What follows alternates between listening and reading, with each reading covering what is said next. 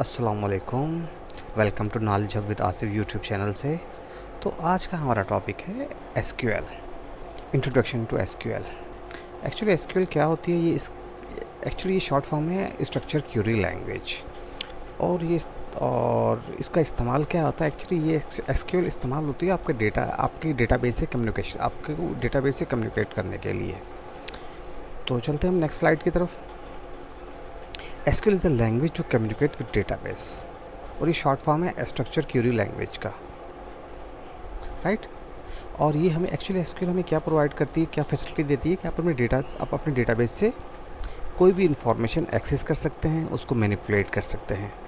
और ये become a standard for of American national standard institute ANSI 1986 में, और ये ISO 1987 ये स्टैंडर्ड लैंग्वेज है आपके डेटाबेस से कम्युनिकेट करने के लिए, राइट। और डेटाबेस के मतलब क्या है, डेटाबेस क्या होता है, database is a collection of data in electronics form, right. तो डेटाबेस की डेफिनेशन ये है कि is a collection of data in electronic form.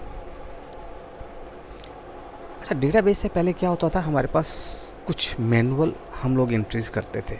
जब डेटाबेस अवेलेबल नहीं होता था, या डेटाबेस अवेलेबल है फिर भी हम कुछ मैनुअल्स एंट्री करते थे रजिस्टर्स के अंदर, तो उसके अंदर हमें क्या प्रॉब्लम्स फेस करना पड़ता था। एक्चुअली जब आप रजिस्टर में एंट्रीज करते हैं तो उसमें क्या होता है कि बहुत स्लो सर्चिंग होती है, और क्योंकि आपको कोई भी एक रिकॉर्ड देखने के लिए आपको पर्टिकुलर उस पेज नंबर पे जाना पड़ता है, और वो आपको पेज नंबर ढूंढना पड़ता है, तो ये काफ़ी स्लो सर्चिंग हो जाती है। और दूसरा बड़ा प्रॉब्लम आ रहा था स्टोरेज स्पेस का, कि स्टोरेज स्पेस भी बहुत कम होती है रजिस्टर्ड एज़ कम्पेयर टू, आप रजिस्टर जब इस्तेमाल करते हैं एज़ कम्पेयर टू आपके डेटाबेस। और ये लेस ड्यूरेबल होता है, आपको पता है इसकी ड्यूरेबिलिटी बहुत कम होती है, आपका रजिस्टर ख़राब हो सकता है। और एक्चुअली ये सेंट्रलाइज भी नहीं होता है कि आपका एक डेटा मल्टीपल जगह पर आप एक्सेस इसको नहीं कर सकते हैं। तो ये कुछ प्रॉब्लम्स थे जिसको ओवरकम करके ये इलेक्ट्रॉनिक स्टोरेज का इस्तेमाल हुआ है, डेटाबेस का हम इस्तेमाल कर सकते हैं। और इलेक्ट्रॉनिक स्टोरेज भी दो टाइप की होती हैं। एक file system, normal file system क्या होता है आपका, जैसे लाइक एक्सेल, नोटपैड और वर्ड में जो आप डेटा सेव करते हैं वो फाइल सिस्टम होता है, मगर वो इतना सिक्योर नहीं होता है एज़ कम्पेयर टू आपकी जो डेटाबेस होती है। और आपको पता है डेटाबेस क्या है, डेटाबेस एक्चुअली फिर आपको बहुत ज़्यादा ऑर्गेनाइज स्ट्रक्चर होता है इसका, ऑर्गेनाइज स्ट्रक्चर होता है इसका, और typically store electronically in a computer system, और ये आपके कंप्यूटर सिस्टम में स्टोर होती है, right. Database is an organize collection of structured information, क्योंकि आपका डेटा बड़ा ऑर्गेनाइज तरीके से इसमें पड़ा होता है, और data typically store in a computer system, right. तो ये दो स्टोरेज थी हमारी इलेक्ट्रॉनिक स्टोरेज। तो अगर आप डेली लाइफ में आप देखें तो आप देखेंगे कि आप हर जगह कहीं ना कहीं आप अपना डेटा एक्सेस कर रहे होते हैं या स्टोर कर रहे होते हैं। फॉर एग्जांपल, अगर आप अपने फेसबुक पर जाएंगे, राइट, फेसबुक पे लॉगिन होते हैं आप, तो आप देखिए यहाँ पे कुछ डेटा, अगर आप इसको क्रिएट न्यू अकाउंट करते हैं तो आप ये कुछ डेटा यहाँ पर आप इंसर्ट कर रहे हैं, और ये डेटा कहाँ जा रहा है, ये एक्चुअली फेसबुक की डेटाबेस में जा रहा है, राइट। और ये डेटाबेस सेव सेव कैसे हो रहा है, ये एक्चुअली एसक्यूएल को यूज़ करते हुए ये डेटा आपका डेटाबेस में सेव हो रहा है। और जो भी आपका फ्रंट एंड जिस भी डेवलपर ने बनाया होगा और एक फेसबुक का, तो एक्चुअली एसक्यूएल क्यूरी लैंग्वेज का इस्तेमाल करता है, और ये डेटा आपका डेटाबेस में सेव होता है, राइट। तो इसके लिए, और आपका जो डेवलपर है वो एक्चुअली आपकी एसक्यूएल क्यूरी लैंग्वेज इस्तेमाल करता है डेटा को सेव करने के लिए और डेटा को रिट्रीव करने के लिए भी।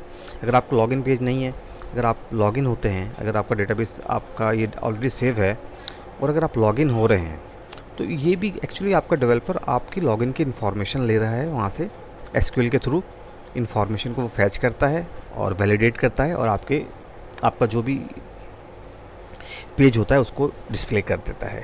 तो इन सब कामों के लिए एक्चुअली आपकी ना एसक्यूएल क्यूरी लैंग्वेज होती है, राइट।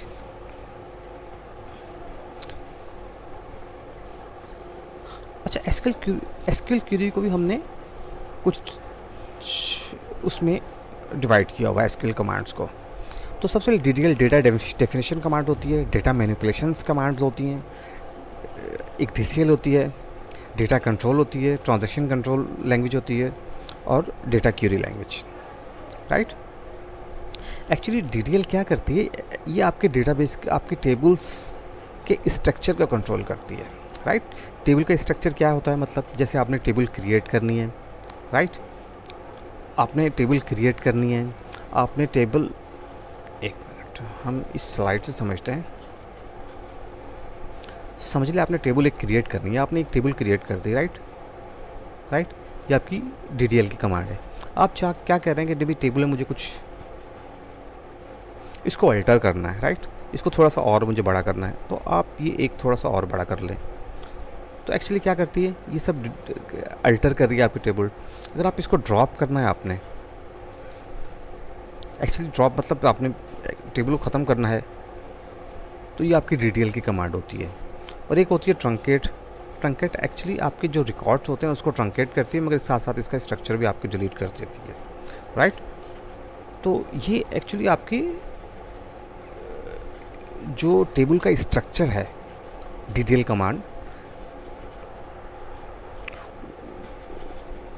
तो वो उस पे काम होते हैं आपका DDL कमांड्स के थ्रू, राइट। टेबल के स्ट्रक्चर का जितनी भी स्ट्रक्चर मैनिपुलेशन है वो आपके DDL कमांड के थ्रू होती है। और अगर इसके अंदर जो डेटा है, आपने इसमें डेटा इंसर्ट करना है, राइट, इसमें डेटा आपने इंसर्ट करना है, तो वो किसके थ्रू होगा, 1 2 3, तो ये डेटा मैनिपुलेट की कमांड्स होती हैं। इंसर्ट आप कर रहे हैं, इसको आपने अपडेट करना है, 3 इसको आपने 11 कर दें, इसे 21 अप कर दें, 31 कर दें, ये आप अपडेट कर रहे हैं। और इसे अगर आपको डिलीट करना है, आप इसे डिलीट कर दें। तो ये एक्चुअली सब आपकी DML, डेटा मैनिपुलेशन की कमांड होती है।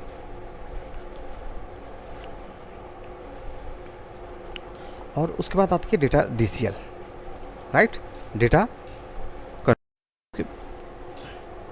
उसके बाद आ जाती है आपकी DCL, डेटा कंट्रोल, ग्रांट और रिवोक के ऑप्शंस होते हैं।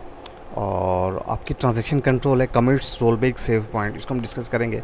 और उसके बाद DQL, डेटा क्यूरी, ये एक्चुअली क्या करते हैं, आपकी डेटा को क्यूरी करते हैं, सेलेक्ट, एक्सट्रैक्ट फ्रॉम, इस तरह की कमांड्स चलती हैं।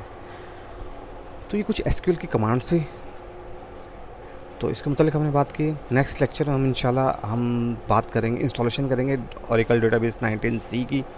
और फर्दर हम इस अब ट्यूटोरियल को फर्दर हम लेकर चलेंगे, और उसमें हम सीखेंगे कुछ कमांड्स हम सीखेंगे। और ये पूरा SQL की पूरा एक लेक्चर है, इंशाल्लाह इस पर हम नेक्स्ट लेक्चर में बात करेंगे। तब तक के लिए मुझे इजाज़त दीजिए, अल्लाह हाफिज़।